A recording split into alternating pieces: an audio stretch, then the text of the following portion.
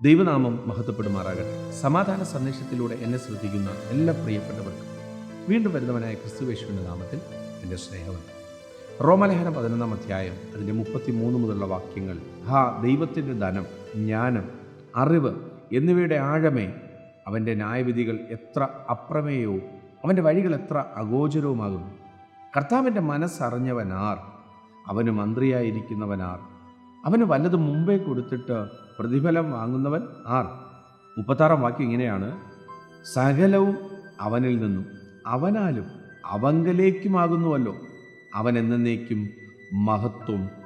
ആമേൻ. വചനം പറയുന്നു, അവൻ്റെ വഴികൾ എത്ര അഗോചരമാകുന്നു.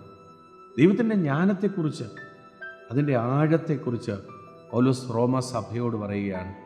പൗലോസ് പറയുന്നു, അവന് മന്ത്രിയായിരിക്കുന്നവരാരാണ്? പരിശുദ്ധാത്മാവ് ഇടപെടുന്നു. അവന് കൊടുത്തിട്ട്, അവന് വല്ലതും മുമ്പേ കൊടുത്തിട്ട് പ്രതിഫലം വാങ്ങുന്നവനാർ?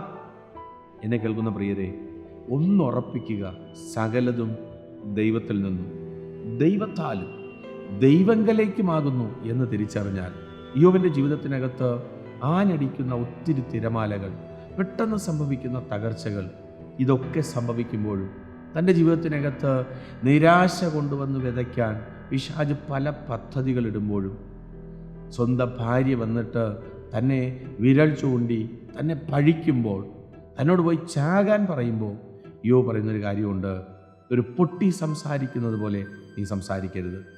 ദൈവമാണ് നമുക്കെല്ലാം തന്നത്. ആ ദൈവമാണ് എല്ലാം എടുത്തത്. റോമാസഭയോട് പൗലോസ് ഈ ലേഖനം കൈമാറുമ്പോൾ ശക്തമായിട്ട് പറയുകയാണ്, എല്ലാം അവനിൽ നിന്നും അവനാലും അവങ്കലേക്കുമാകുന്നു. യോ പറഞ്ഞ അതാണ്. നമ്മൾ വിചാരിക്കുന്നത് പോലെയല്ല, നമ്മുടെ ചിന്തകൾ പോലെയല്ല, അതിനപ്പുറമാണ്.